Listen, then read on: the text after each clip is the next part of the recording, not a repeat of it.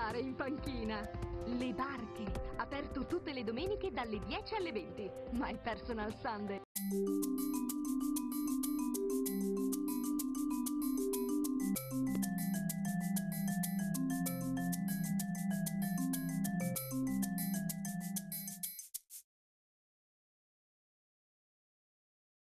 Ben ritrovati, prosegue oggi questo cammino che avevamo intrapreso prima di Natale di contaminazione tra quello che è il mondo virtuale del web e il mondo forse altrettanto virtuale della televisione. Un percorso che faccio come da allora con un caro amico che si è prestato e che ha teso un agguato all'altro ospite.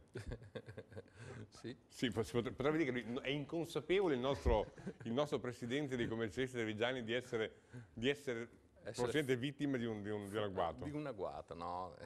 È un agguato virtuale, È un ma agguato virtuale. Anche perché il mi ha la passione dei video, l'altra volta ci giocammo con quella versione nualese. Io non ho mai capito come si pronuncia. Ma mi sembra sia Gangnam Style, una cosa del Non lo genere. so, ecco, lo lascio cercare a lei così mi risparmio una cattiva figura. E questa volta però non è un video fatto da voi. Questa volta è un video... No, è un video fatto per un po'... Fatto da chi? Fatto dalla categoria che rappresenta l'illustre ospite e dai commercialisti. Quindi lei sa già di cosa parla? Sì, parliamo, vediamolo. Lo sa già di cos'è? Più o meno. Le piace? Sì. Vedi che è stato molto divertente, ma la sua è una categoria in questo momento che sta bene, male, benino, malissimo, al di là del momento di dichiarazione di redditi, parlo come momento storico. Il momento storico sta vivendo un momento particolare, un momento di cambiamento. Deve sicuramente riorganizzarsi come si riorganizza tutto il sistema italiano. Io credo che debba ripensare... La gente vi ama? Direi di sì, in generale sì, però noi dobbiamo tornare a fare quello che riuscivamo a fare una volta, cioè a stare più vicini alle imprese. Oggi la burocrazia ci porta distanti dalle imprese e credo che la disaffezione che può esserci nei confronti degli imprenditori è perché noi non siamo vicini agli imprenditori. Equitalia quanto tempo vi porta via? Io credo che all'interno degli studi l'80% del nostro tempo sia dedicato all'attività non tanto di Equitalia piuttosto che... A chiarimenti con Equitalia. Diciamo che... Io una volta a settimana porto una busta dal mio commercialista, l'ho ricevuta Equitalia, non so perché, non so per cosa, ma... Questo è un grandissimo problema, nel senso che... Non penso essere l'unico a ricevere lettere a... No, credo di no, ma questo è il problema della burocratizzazione della nostra vita, dico professionale, dove noi abbiamo dichiarazioni da inviare, comunicazioni mensilmente. Ricordo i tempi in cui lavoravo ancora con mio papà 20 anni fa, quando si chiudevano le dichiarazioni a giugno, fine luglio, e dopo c'era il tempo per riorganizzare, pensare, stare vicino all'imprenditore e organizzare le operazioni straordinarie. Oggi manca questo. Ma oggi il cliente viene entra ancora chiedendovi non mi fa pagare le tasse? Sì. Ancora. Assolutamente sì, potrei portare esempi. E quindi... me ne porti uno? Ma senza ho nome il segreto professionale. No, ma senza nome e cognome ci mancherebbe. No, ci sono imprenditori che continuano a dire abbiamo avuto un accertamento da poco in un'azienda, giusto perché ci sono i controlli ogni 4 anni, e la prima frase che ha detto agli operatori dell'Agenzia delle Entrate l'imprenditore ha detto: guardi, io vorrei cambiare il mio professionista, con me davanti e ridendo, perché che ero io, che mi fa pagare troppe tasse. Ma quanto dipende, perché appunto mi fa pagare troppe tasse, quanto dipende dal professionista in quante tasse paghiamo? No, allora, io credo, e qui dopo entriamo in un altro argomento, che il professionista deve essere ligio e rispettare le regole. Se ci sono delle regole non sono date da noi dobbiamo farle rispettare. Quindi l'imprenditore deve assolutamente essere seguito da un professionista che segue le regole. Dopodiché le regole sono... Purtroppo da voi non si rivolgono soltanto imprenditori, perché spesso anche il cittadino... No, io sto parlando di imprenditore perché... Purtroppo quello che trovo folle è che anche il cittadino debba avere un professionista per fare denunce di reddito. un dipendente, quantomeno che non ha nessun altro reddito, dovrebbe potersi arrangiare da solo. Sì, oppure dovrebbe poter avere dei sistemi che gli permettono di velocemente svolgere la propria... Oggi c'è il famoso 730 e tutto sommato il 730 per Uno da solo riesce a leggerselo e compilarlo? Diciamo che mediamente no. Ecco, poi uno diventa così altrimenti, o no? Vediamo il video. Uno diventa così? Diventa così. È colpa dello Stato. Può essere che sia colpa Perché dello noi diventiamo così. Buongiorno, le rubo solo un attimo, ecco, volevo qualche chiarimento semplice sul modello ISE. Vede, io ho due sorelle anziane, Gilda e Teresa, tra l'altro Teresa è invalida al 66%, e con loro convivono nello stesso fabbricato, però vorrebbero due stati di famiglia differenti, anche perché il figlio di Gilda, Marco, è disoccupato, mentre sua moglie, Franca, è contribuente minima quadro reddito RN pari a 0 e quadro CM 7000. Fin qui è chiaro, no? E Giorgio? Giorgio, il figlio, è studente e maggiorenne. Fino a poco tempo fa era fiscalmente a carico della nonna, ma adesso vive da solo e ha un reddito lordo che è superiore ai 2.840,51 euro. Per cui non so se fa nucleo familiare a sé. Peraltro mio cognato, Gualtiero, è morto 3 giorni fa. Spiace. No, quello sarebbe niente, che ha lasciato la vedova senza pensione. Quindi a questo punto la DSU la dobbiamo presentare pari a 0, giusto? Consideri poi che Michela, la sorella di Giorgio, anche lei maggiorenne, già madre, non convivente né sposata, vive nello stesso comune, ma non nello stesso fabbricato, però è a carico loro. Ecco, cosa mi dice? Ma il gatto, chi lo tiene?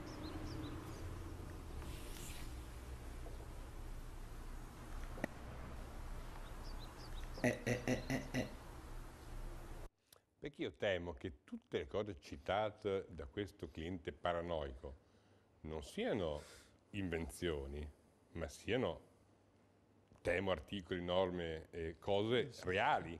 Ma è bellissima la faccia del professionista. A un certo punto del video ti viene da dire forse è meglio che vai da un professionista serio che sappia le cose. Ma, però, ripeto, il cliente paranoico non sta citando cose inventate. Assolutamente no. Assolutamente no, ed è questo il vero problema, cioè la disaffezione che c'è anche alla nostra professione. Nel momento in cui noi abbiamo ogni giorno da studiare qualcosa, ogni circolare che cambia quello che fino a ieri si faceva, tu vivi periodicamente sperando di sapere esattamente le norme che devono essere applicate. E diventa difficile negli studi professionali organizzare e gestire il lavoro.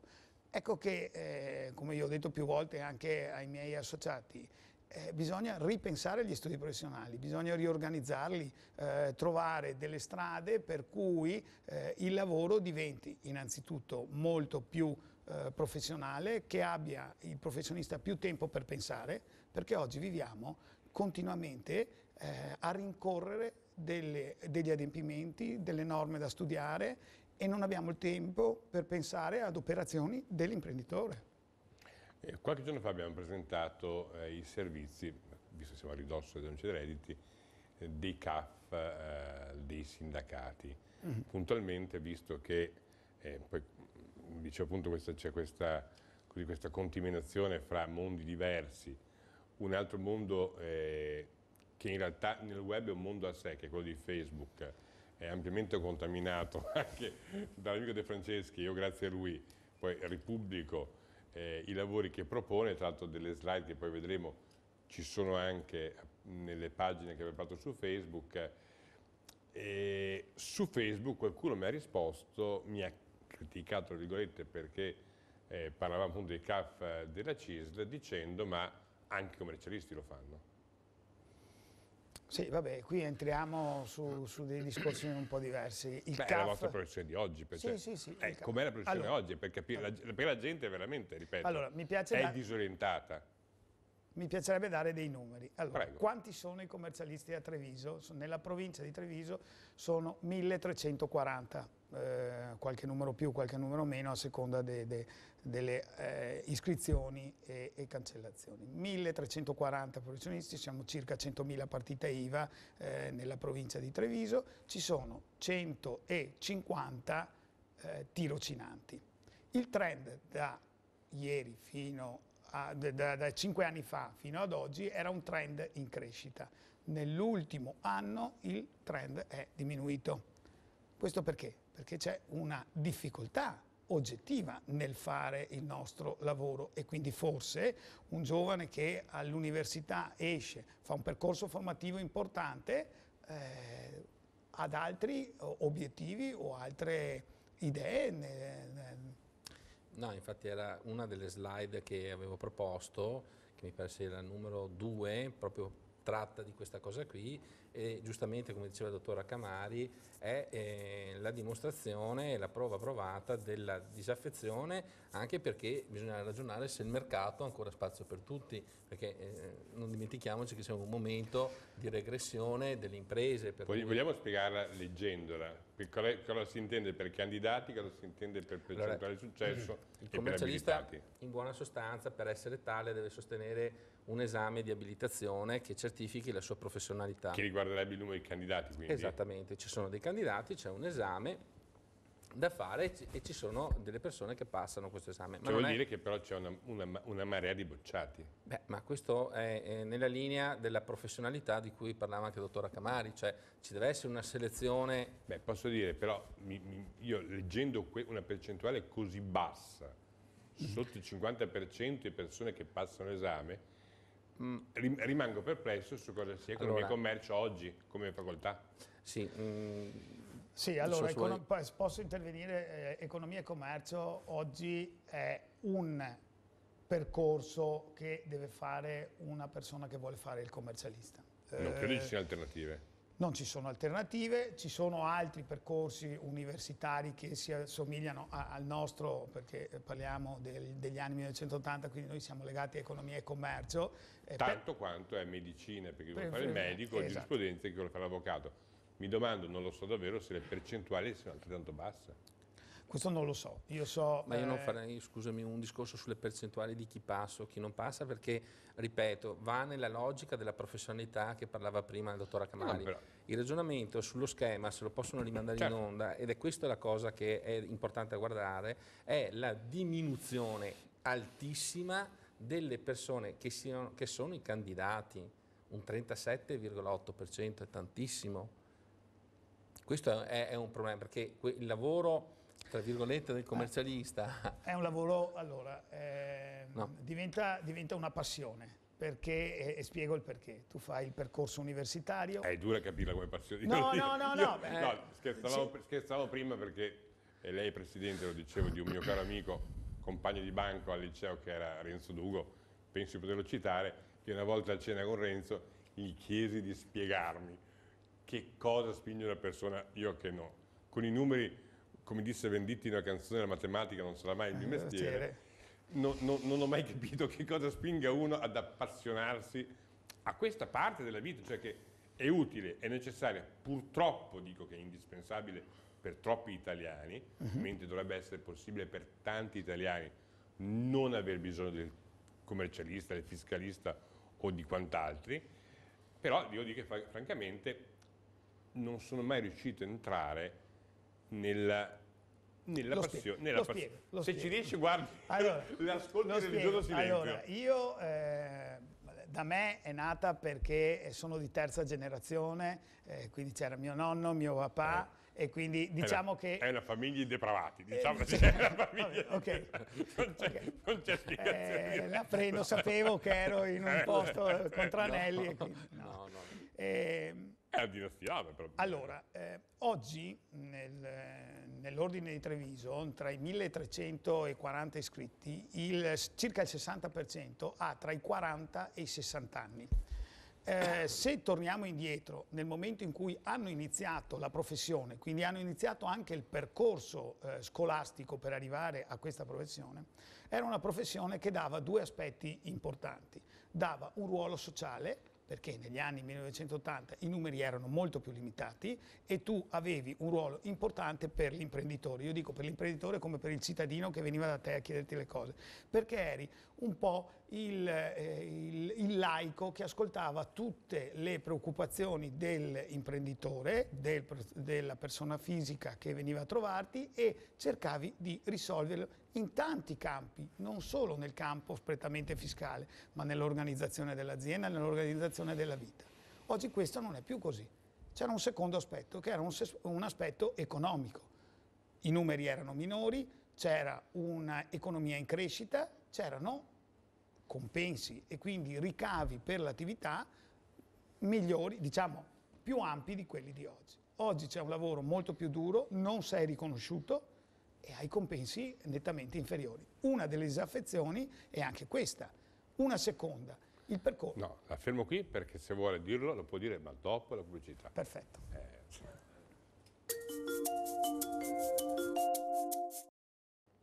L'abbiamo interrotta? Sulla formazione. E il percorso formativo oggi, oltre che universitario, poi comporta anche il fatto che i giovani debbano fare 3 anni di apprendistato, quello che si chiama il tirocinio all'interno degli studi. Ora, questo comporta il fatto che un giovane, adesso ci sono delle agevolazioni, quindi lo puoi fare direttamente all'università e quindi limitare il tempo per arrivare all'esame di Stato, ma un giovane arriva a 24 anni che si laurea, poi deve fare 2 anni di apprendistato, 3 a seconda di come lo vuole gestire, e poi va a fare l'esame di Stato. Quindi arriva, quando si può proporre al cliente personalmente con il titolo di dottore commercialista, arriva in un periodo molto lungo. Questo, in questo momento, può essere una molla che spinge ad andare a fare altre cose, oltre alla difficoltà oggettiva. Diciamo anche però, scusa se ti interrompo, Certo. che in questo percorso formativo non vorrei che la disaffezione nascesse anche dall'assenza nel percorso formativo di nuovi sistemi di rapportarsi alla professione, Certo. tipo tutta quella che è la parte di comunicazione sul cliente, tutta quella che è la parte di gestione dello studio, perché è vero che c'è il tirocinio, c'è un esame che certifica una professionalità tecnica, però l'esame tu mi insegni che non certifica assolutamente No. la capacità imprenditoriale di un professionista, e questo è un po' secondo me una pecca che c'è nella costruzione di un professionista oggi. Ecco, Sono assolutamente d'accordo. Partiamo dal presupposto che negli studi professionali bisogna ricominciare a ripensare le attività all'interno dello studio, bisogna ripensare come proporsi ai clienti, bisogna ripensare come proporsi con gli stessi professionisti che svolgono l'attività nello stesso territorio oppure in altri territori. Quindi parliamo di reti tra professionisti oppure di sinergie, ma non solo tra gli stessi professionisti, ma interprofessionali, perché oggi quello che manca, per esempio, al Triveneto sono gli studi milanesi, dove sono gli studi integrati, dove c'è l'avvocato, dove c'è il commercialista, dove c'è anche il notaio. Perché questo non è dovuto anche forse un problema della tipologia di impresa che abbiamo nel territorio, perché se mi parli di studi milanesi, io sono anche concordo sulla multidisciplinarità del professionista o dei colleghi che magari fanno più cose, ognuno specializzato nel suo settore, però qui purtroppo abbiamo delle imprese fatte in una certa maniera, la storica impresa del nord-est, no? Fatta da il papà e i figli che lavorano all'interno dell'azienda, che è entrata nella storia, è questo il tessuto nostro. Certo. Ed è questo che anche oggi leggevo per esempio su un quotidiano, ci produce un calo in questo momento, perché purtroppo la micro realtà sta subendo in maniera massicciamente la crisi che abbiamo. Ecco, questo... La micro realtà delle nostre imprese è la micro realtà dei nostri studi, perché gli studi accorpati e grandi non sono così tanti come gli studi piccoli. Questo è un grandissimo problema. E su questo del discorso degli studi professionali, no, si parlava prima che tu arrivi da una struttura storica, quindi dove dentro c'è penso una importante componente familiare, no?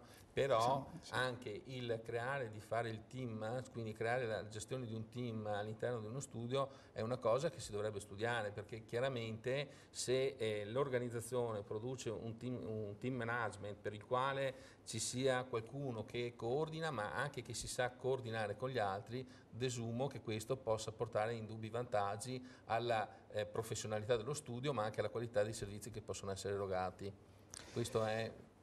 Questo è un elemento fondamentale, perché siccome i margini si sono ridotti inevitabilmente, poi possiamo discutere anche sulle motivazioni, ma i margini si sono ridotti, se non diamo organizzazione all'interno degli studi i margini non saltano più fuori, è innegabile. Il professionista che non ha più tempo di pensare alle operazioni o di stare vicino all'imprenditore è destinato a gestire solo la burocrazia all'interno degli studi, ma la burocrazia non ti dà quel margine per poi vivere. Ecco, ma per esempio anche un'altra cosa che io mi sono posto come analisi è quanti studi fanno la valorizzazione della propria clientela, cioè nel senso quanti pesano la propria clientela, chi sono, cosa fanno, cosa si aspettano dallo studio, che sono le cose che un utente qualunque, prima Fabio diceva giustamente, no, parlavi dei CAF e quant'altro, sono utenti secondo me diversi, perché uno studio ha un'utenza, a mio giudizio, che è diversa da quella del CAF, ma non perché è più bello o meno bello, cioè più professionale o meno professionale, ha delle competenze, delle professionalità ovviamente maturate. Beh, è che secondo me davvero bisognerebbe ci fosse una fascia di popolazione che a mio avviso non dovrebbe avere bisogno né del CAF né del commercialista. Su questo siamo d'accordo, penso che su e questo purtroppo siamo la d'accordo burocrazia di cui tutti. si parlava prima in Italia è talmente invasiva che a voi costringe ad essere burocrati, Certo. ma a noi costringe a dover cercare chi ci Sulla base di questo vorrei dirti una cosa. cosa, il buon Abate Paccioli, che è il papà di tutti i commercialisti, credo sia 1485, una cosa del genere, quando ha creato il sistema contabile, non era un burocrate, faceva una rendicontazione di quello che era il suo monastero benedettino, portavano dentro i monaci, cosa realmente guadagnavano dalla semine e della produzione agricola del monastero. Ora, da quel momento lì, oggi si è arrivati che il commercialista tradizionale è un burocrate. A me dispiace dirlo, ma è la realtà. La Gazzetta Ufficiale esce ogni quanto? Penso ogni giorno. E ogni quanto c'è qualcosa per voi nella Gazzetta Ufficiale? Ogni giorno. Ecco, questa è la... Insomma, ma non è la Gazzetta Ufficiale, sono le risoluzioni ministeriali, sono i cambiamenti. Questa è la follia, voglio dire, che c'è. E oggi si parla di abuso di diritto, quindi tu quando vuoi scegliere per l'imprenditore una certa strada devi anche stare attento che non possa essere interpretata come una mancata tassazione. Diciamo che è un paese da riorganizzare e noi facciamo parte di quelle categorie che dal mio punto di vista devono essere organizzate per tre cose fondamentali. Mi permetto di dire solo qui, tre cose fondamentali. Organizzazione all'interno dei nostri studi, fondamentale, può essere anche legata alla comunicazione, cosa che fino adesso non era mai stata fatta perché il commercialista si era mantenuto su la sua conoscenza e la conoscenza del territorio. Quindi per comunicazione lei cosa intende? Aprirsi a metodi di conoscenza per la collettività del proprio lavoro. Quindi parlando con un comunicatore? Sì, esatto. Io come comunicazione però ti faccio un esempio per essere più incisivo a cosa mi riferisco. Qualche anno fa è entrata la moda per gli studi, non so se anche sul tuo, di mandare la circolare informativa ai clienti.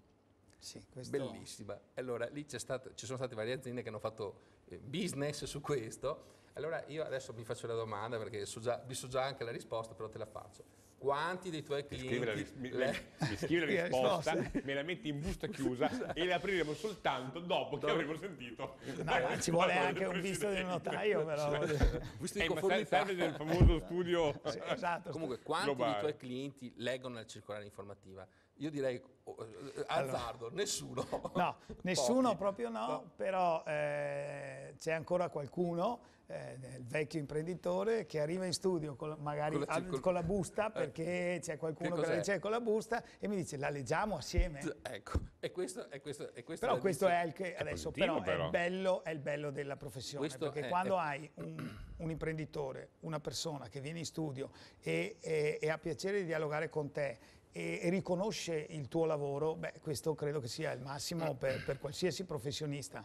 Questo fa parte del rapporto di empatia con il cliente, però quello che ti dicevo, ecco, già che lo legga con te, presuppongo che nella comunicazione ci siano notizie a lui destinate e notizie che non lo riguardano, perché la comunicazione della circolare è generalista. Allora, il buon comunicatore è colui che informa il proprio cliente di quello che a lui interessa leggere con un sistema che da lui viene letto, e questo è il ragionamento di fondo sulla comunicazione. Quindi è vero di aprirsi, ma bisogna anche studiare quali sono gli strumenti adatti perché quando tu informi il tuo cliente questo abbia lo stimolo di aggiornarsi. Assolutamente sì, attenzione che di troppa comunicazione si muore, No, beh, cioè, perché oggi noi quella siamo... giusta, sì, quella Spegniamo la TV? No, la televisione no. una buona Diciamo comunicazione. Però viviamo con continue email, il telefonino oggi siamo raggiunti sempre, quindi c'è una richiesta di informazioni continuativa e quindi non c'è più il tempo di pensare.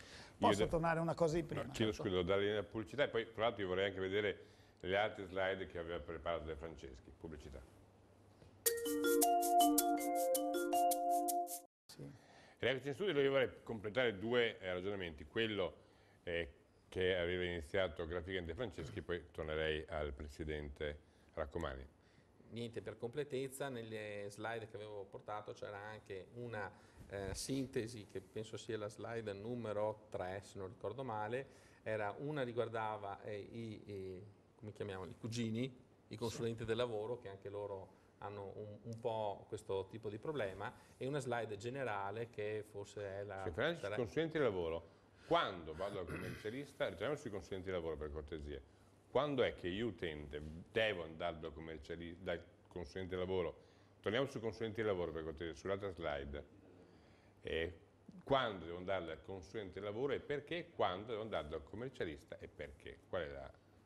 Beh, consulente del lavoro vuol dire che ho un'attività con dei dipendenti fondamentalmente. Poi ci sono consulenti del lavoro che svolgono l'attività integrata e sono dei professionisti, e consulenti del lavoro che fanno solo l'attività professionisti, dico commercialisti, e quindi hanno uno studio che chiamiamo integrato. Ci sono solo dei consulenti del lavoro che svolgono l'attività prevalentemente legata al mondo del lavoro. Scusa se ti posso fare una domanda proprio su questo ragionamento qui, ma secondo te lo studio integrato monoprofessionista, cioè il professionista che all'interno dello stesso studio abbia consulenza del lavoro e anche il settore fiscale e tributario, quindi bilanci e quant'altro, ha senso?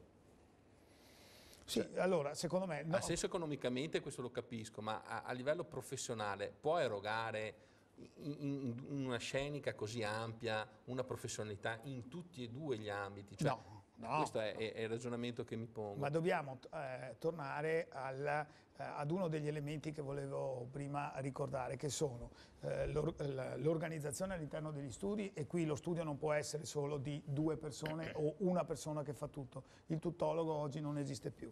Ci deve essere, abbiamo detto, quindi organizzazione, competenza e specializzazione, perché oggi noi abbiamo un mondo per cui dobbiamo all'interno dei nostri studi, almeno questa è l'idea che stiamo portando avanti anche come consiglio, specializzarci, e con la specializzazione il cliente, che sia imprenditore o che sia persona fisica, viene in studio e deve sapere che non ha solo una persona di riferimento e parla solo con quella persona, ma deve cominciare a capire che ci sono varie professionalità all'interno dello studio e parlare con più soggetti, cosa che non è ancora facile in un mondo in cui l'imprenditore vecchio stampo era abituato ad avere il professionista di fiducia e con quello discutere di tutto, anche della sua vita personale. Infatti era proprio la domanda che mi facevo, era questa che volevo porti, i dipendenti sono dipendenti o collaboratori? Perché dal mio punto di vista sono tutti collaboratori. Sono tutti collaboratori. Nella definizione del termine, che tanto il professionista gerente dello studio, quanto è professionista il collaboratore che opera all'interno dello studio, perché ha delle sue professionalità. E volevo spiegarlo a chi magari ci segue questa cosa qui. Un professionista ha delle competenze specifiche che deve delegare ai propri collaboratori / dipendenti. Questo significa, per gli utenti comuni, il cittadino comune che va a un CAF o all'interno di uno studio professionale, è normale che il commercialista non possa seguire tutti i processi all'interno del proprio studio, quindi la gestione della registrazione delle fatture, piuttosto che l'imputazione degli scontrini nel 730 o altre cose, deve delegare i propri collaboratori. Nella delega che viene data al collaboratore è essenziale, fondamentale la formazione che questo fa agli stessi. Esatto. Ecco per cui il dottor Accamari, e io concordo con lui, parla di collaboratori e non di dipendenti, perché anche i collaboratori del professionista sono professionisti a loro volta, perché devono acquisire delle informazioni e delle professionalità nel proprio lavoro specifiche. Posso portare un esempio? L'invio dei bilanci tendenzialmente oggi viene fatto da persone all'interno dello studio che non è il professionista stesso, ma è la persona che ha fatto un percorso formativo all'interno, anche in accordo con la Camera di Commercio, e fa un'attività che è importantissima per noi. Altrimenti i nostri studi, credo, sono tendenzialmente morti. Accamari, ma parlate di dipendenti, collaboratori.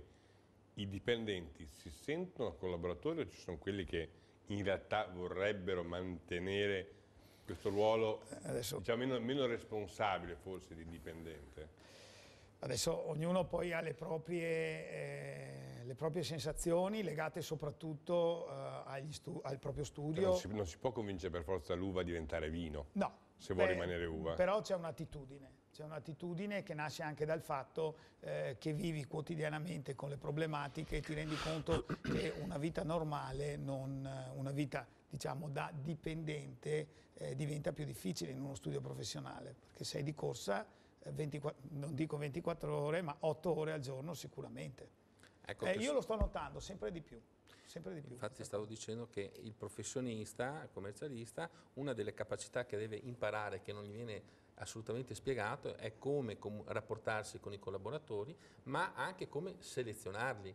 Perché la selezione non è fatta sul budget, è fatta sulle caratteristiche personali del soggetto che va a lavorare all'interno di uno studio. Ecco, se posso, come ordine comunque stiamo cominciando da 3-4 anni a creare anche dei corsi di formazione per i dipendenti e uno degli elementi anche dei corsi di colloquio che il professionista deve avere con il proprio cliente, in modo tale da abituare anche il professionista in certi casi a saper raffrontarsi con il cliente che trova davanti. Cioè stiamo allargando la formazione professionale, altro elemento importante o almeno caratterizzante degli ordini, la stiamo allargando sotto non solo l'aspetto tecnico ma anche aspetti legati a 360 gradi l'attività dello studio professionale. E su questo vorrei anche chiederti, secondo te nell'ambito del piano formativo che fate come ordine, c'è spazio, cioè è un settore che assorbe dipendenti, cioè c'è necessità di avere dipendenti nuovi all'interno degli studi, quindi è un mercato che ha bisogno in questo momento di assumere, oppure è un mercato in crisi che sta cassa integrando, licenziando e quant'altro? No, allora, dalle piccole informazioni che ho, perché poi è un mondo abbastanza chiuso e ritengo che sia ancora giusto così, però gli studi stanno cominciando a ridurre le proprie forze all'interno, perché è sempre una questione economica alla fin fine. Se i margini diminuiscono, poi uno studio circa il 40% del proprio conto economico legato alla forza lavoro e quindi per forza di cose deve fare i conti con la realtà. Nella riduzione di questi soggetti che sicuramente hanno avuto nell'ambito diciamo, temporale una formazione, no? Prendiamo il caso che uno lavora in uno studio, è stato formato, ha avuto un suo percorso, una sua professionalità. Certo. Dove vanno a finire? L'ordine in qualche maniera interviene per raccoglierli e magari darli a chi li sta cercando? No, noi abbiamo provato sia attraverso i giovani, quello che si chiama l'Unione Giovani dei Dottori Commercialisti, sia attraverso l'ordine. Stiamo facendo dei ragionamenti per creare all'interno del nostro sito un luogo dove offerta e domanda di lavoro, tra virgolette, specializzata. È una cosa un po' particolare, perché questo potrebbe riguardare anche gli stessi professionisti, i tirocinanti, piuttosto che i colleghi che sono all'interno dello studio che vorrebbero cambiare, ma è una cosa un po' delicata, perché credo che un professionista, io apro questo sito e vedo che il mio collaboratore o il mio collega che lavora con me da tanti anni si trova nel sito e dice domani mattina vorrei cambiare lo studio professionale. È una cosa delicata, però ci stiamo lavorando, perché se no rimane il passaparola. Sì, ma più che altro c'è anche una dispersione, penso, nel settore di professionalità e di persone che magari possono coadiuvare una struttura che magari ha necessità di avere nuove figure. E sulla base di quello che mi hai appena detto, no? Che c'è un calo nel settore per cui si sta riducendo, io mi sono sempre domandato qual è il marketing professionale, perché è da anni che cerco di capire. Io so benissimo che c'è una normativa che limita quello che adesso ha liberalizzato la pubblicità, limitava quella che era la pubblicità, ma non è un discorso, il marketing professionale io non lo vedo come un discorso di pubblicità, è un discorso che il passaparola ormai penso che lo seppelliamo tra qualche giorno, perché ormai è finito, perché ormai nella rete, qui torniamo, no, Fabio, su quello che dicevamo prima della comunicazione a mezzo web e quant'altro, ormai tutti si conoscono o si conosce cosa fa chiunque di noi, no? Ecco, quindi come si propone e come fa il professionista a proporsi ai teorici clienti, diciamo, quali sono gli strumenti che adotta? È simpatica. Allora, dopo ognuno ha le proprie propensioni.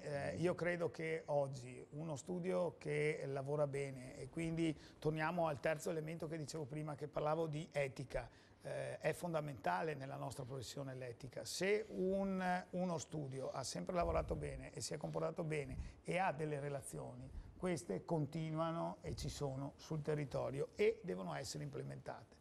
Poi ci sono altri strumenti che forse oggi, fino ad oggi non sono stati seguiti. Credo che da oggi in poi saranno uno degli elementi importanti, creare eventi, con più studi professionali chiedono all'ordine di organizzare degli eventi, quindi rendendosi disponibili a trovare i relatori, organizzare le sale, per dare la dimostrazione ai colleghi che sono preparati in determinate materie e allo stesso tempo allargare il loro ambito di relazioni. Io credo che nella professione siamo ancora legati alle conoscenze e al passaparola. Poi Arcamari, mi parla di una storia appunto antica, familiare in questa professione. Credo che uno stereotipo, parlavamo dell'evoluzione del vostro vivere, uno stereotipo fosse il commercialista e le segretarie o segretarie. Sì, certo. Stanno aumentando le commercialiste e i segretari? Allora, collaboratori. Sì, i collaboratori. Intesi però nel senso maschile, non generico del termine. Allora, innanzitutto oggi le commercialiste, io lo vedo nei corsi dei tirocinanti, stanno aumentando. Siamo circa nella slide siamo circa il 30%. Siamo circa il 30%. Qual era mi pare l'ultima, che è la numero 1 forse, che è la situazione generale. È un dato italiano? Eccolo qua, sì, questo qui è il dato del Triveneto. Triveneto. E vediamo che se guardiamo maschi e femmine, 17.000 maschi, 22.000 rotti le femmine. Sappiate che nel Triveneto ci sono 10.500 commercialisti, circa il 35% è femminile. È una professione più difficile però io ho sempre detto, le donne sono più brave di noi perché quando arrivano alla professione sono più preparate. Sono molto più preparate, però hanno meno tempo. E forse, ma questo non vuole essere una discriminazione, anche noi dobbiamo organizzare. Ecco, uno degli aspetti. Noi Ordine cerchiamo di organizzare gli eventi e tante volte non ci riusciamo, ma dovremmo pensare sempre di più. Abbiamo creato una commissione che chiamiamo Pari Opportunità per divertimento, ma che scelga i momenti migliori dove loro possono avere gli eventi formativi obbligatori per la nostra legge, in cui possono partecipare, perché a una nostra professionista che lavora, che è mamma, che ha una famiglia da gestire, non puoi organizzargli l'evento alle 6 del pomeriggio, perché diventa difficile. Ma un bravo professionista, un bravo commercialista che non sia masochista. Ok. Quanto... Se le vuole, cioè, quanto ore al giorno lavora? Mi verrebbe da dire... Bravo ma non masochista. Bravo ma non masochista. Mi verrebbe da dire 24 ore, perché però è masochista. Devo dire che è difficile staccare dall'attività quotidiana. Io credo che tutti noi, tra lavorare in studio, tra leggere, tra rispondere alle mail, se non sono 10 sono anche 12 ore, ma credo che... Questo scoraggia i giovani? Scoraggia i giovani perché purtroppo ma il discorso del dottor Accamari ha secondo me scusa, lo dico con simpatia, ha un problema a monte. Non c'è pianificazione strategica dell'attività. Quindi pianificazione strategica dell'attività per me... Devo dare linea regia. Scoraggia i giovani? In parte sì. Pubblicità, poi torniamo.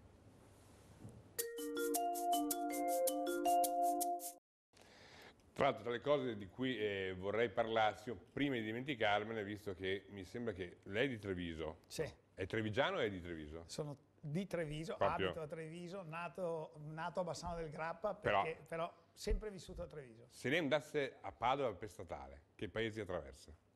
No, faccio l'autostrada, No, ma ci lei metto meno. la faccio andare per statale, che paesi mi attraversa? Noare, guarda caso.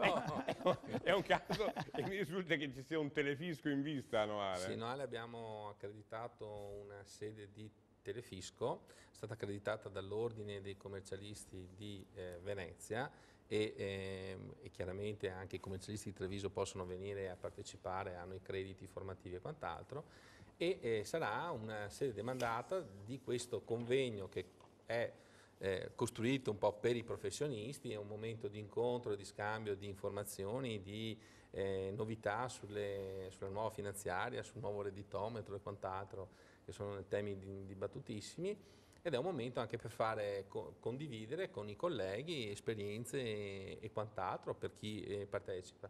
Poi nella sede di Noale, che è in un albergo, che è quello del dottor Ritempesta, per sapere, ecco, ci saranno anche degli ospiti che abbiamo convocato e li stimoleremo a dare risposte anche sulle domande che ho fatto oggi al dottor Accamari, perché sono gli ospiti istituzionali, quindi vorrei delle risposte su livelli, su fronti un po' più alti, anche per capire come preservare una professione che si costruisce in tantissimo tempo e che ha delle difficoltà di gestione. No? Come preservarla in che senso? Preservarla, tante ore di lavoro, tanti problemi a livello di burocrazia, quindi se si può snellire la burocrazia ci farebbe un grande favore, perché potremmo destinarci più all'affiancamento dei clienti come a livello professionale e meno allo sviluppo della carta bollata, che magari è interessante per lo Stato ma è poco interessante per un professionista.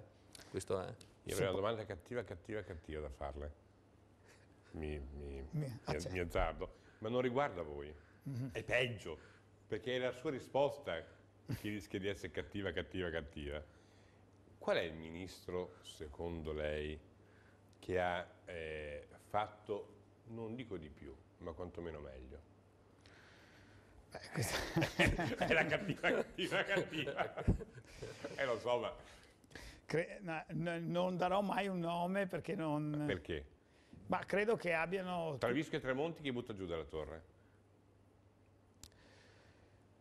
Hanno vissuto in momenti separati, ha lavorato bene Visco in un determinato periodo, ricordo la DIT che è stato uno degli elementi importanti delle nostre imprese, perché è stato una delle poche norme che ha agevolato il mantenere il capitale all'interno delle imprese e che oggi è uno dei problemi del nord-est. Tremonti? Tremonti ha fatto la famosa Tremonti, no? Allora potrei dire non ho mai accettato Tremonti perché? Perché nella Tremonti non c'erano le agevolazioni per i liberi professionisti. I liberi professionisti che hanno negli studi professionali dei dipendenti perché non devono essere agevolati come le imprese.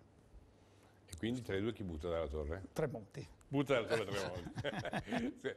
Ma solo per un aspetto legato alla nostra diretta professione. Francamente ho un vuoto su chi è il ministro, perché nel mondo dei tecnici io mi perdo. È Grilli? Grilli, sì. Tra Grilli e Visco che buttato dalla torre? È dura, Li tengo su tutti e due, va bene. No, cioè, si butta giù lei, no. Quindi. Butto giù. No, buttarne giù uno. Ma butterei giù Grilli, perché secondo me il governo che ha fatto molte cose, però era un governo tecnico e in molti casi in questo frangente doveva comportarsi più da tecnico, cioè dire se si fa così bene, se non si fa ci togliamo. Questa Si arriverà mai secondo lei in quest'Italia a sburocratizzare qualcosa? No. Ottimista? È una triste considerazione, però No, dal mio punto di vista no. Perché? Perché ci sono troppi sistemi che portano alla burocrazia. Porto un esempio, noi siamo tornati, noi abbiamo una norma negli studi professionali che è l'antiriciclaggio, che ci porta a codificare tutti i nostri clienti. Devo dire e devo ringraziare, stiamo facendo un accordo anche parlando con la Guardia di Finanza per fare un accordo, un protocollo di lavoro per i controlli all'interno degli studi, dove l'ordine per esempio va a controllare se i professionisti, questo è anche un obbligo di legge, svolgono il controllo dell'antiriciclaggio nella maniera esatta come prevista dalla norma. Però è un'altra burocrazia. Ora, se ci viene chiesto torniamo ai vecchi clienti e fornitori che c'erano una volta, di codificare tutti i nostri clienti, sì è una cosa veloce, ma ogni giorno ci dobbiamo preoccupare sulla burocrazia. Credo che il problema dell'antiriciclaggio sia un po' anche più, tra virgolette, più grigio, cioè nel senso che la realtà è che anzi i commercialisti debbono segnalare i propri clienti qualora hanno un certo tipo di atteggiamento. Allora, chiaro, ma questo non mi sembra molto giusto se è la segnalazione. Se è la burocrazia nella registrazione pura e semplice degli elementi che delle persone è ingiusta in entrambe le cose, perché io credo che sia difficoltoso avere un rapporto fiduciario tra cliente e professionista, dove dall'altra parte il professionista deve essere controllore del proprio cliente. Devo dire che per fare un paragone, a nessun avvocato viene chiesto di dire se il proprio cliente gli ha confessato il reato. Questo è quindi la è così. È così, ma difatti la norma ha avuto, mi pare, 200 segnalazioni in Italia, quindi vuol dire che non è stata strutturata, ma non c'è stato un colloquio. Allora, facciamo un altro passetto indietro. Non c'è stato una collaborazione tra le varie istituzioni. Quello sul territorio che vogliamo fare come ordine è quello di collaborare con le istituzioni, perché se le istituzioni si parlano, i problemi giusti o sbagliati, le norme le applichi e risolvi i problemi per tutta la collettività. Se non ci si parla tra istituzioni, il singolo cittadino, il singolo professionista non può da solo risolvere tutti i problemi. Cioè che credo sia una materia davvero complessa e troppo farraginosa, perché da quel poco che frequento il vostro ambiente veramente mi pare di capire che sia necessario un aggiornamento che rasenta la follia, perché chiedevo prima un'antropologità, sentivo prima un'antropologità, a che ora vi mettete a leggere i giornali e non mi pare di capire che lo faccia per il piacere di sapere se il Grillo è andato all'Assemblea del Monte dei Paschi di Siena, se Berlusconi toglie l'IMU e Bersani sostiene che la destra deve vergognarsi. Non è questo il vostro scopo di leggere i giornali? No, noi li leggiamo. Alla mattina presto si sfogliano i giornali, perché poi leggerli vuol dire anche nel nostro campo mettersi con calma e capire esattamente gli articoli, le norme che sono complesse e che quindi... Un po' troppo, credo. Abbiamo la tendenza in Italia a casizzare troppo. Siamo giunti in chiusura, questo appuntamento con The Signal sarà un appuntamento mensile ogni ultimo venerdì del mese. Il prossimo venerdì? Il prossimo venerdì del mese il nostro provocatore? Il prossimo venerdì del mese abbiamo in programma di parlare di strumenti difensivi. E allora, prima di chiudere, vi ricordo che lunedì prossimo presso la sede di Confcommercio Venezia di Viale Ancona a Mestre, così come in tutte le altre sedi provinciali d'Italia, verrà organizzata, vista la situazione davvero preoccupante che stiamo vivendo, una manifestazione denominata Giornata Nazionale di Mobilitazione, ovvero un convegno con ospiti i candidati alle prossime elezioni di tutti gli schieramenti politici per porre loro i problemi attraverso le voci di Confcommercio e degli imprenditori associati, per illustrare le esigenze e le richieste che ci si augura vengano ascoltate e recepite da quelli che saranno poi gli eletti.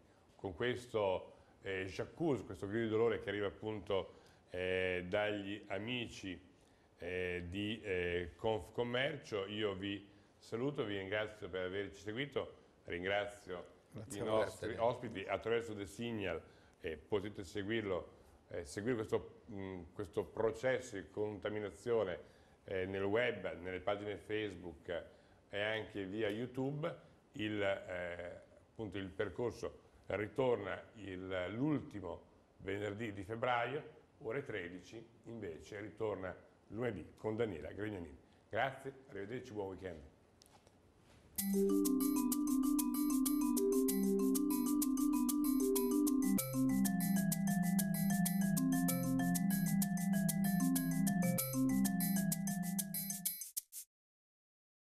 Non stare in panchina! Le Barche, aperto tutte le domeniche dalle 10 alle 20. My Personal Sunday.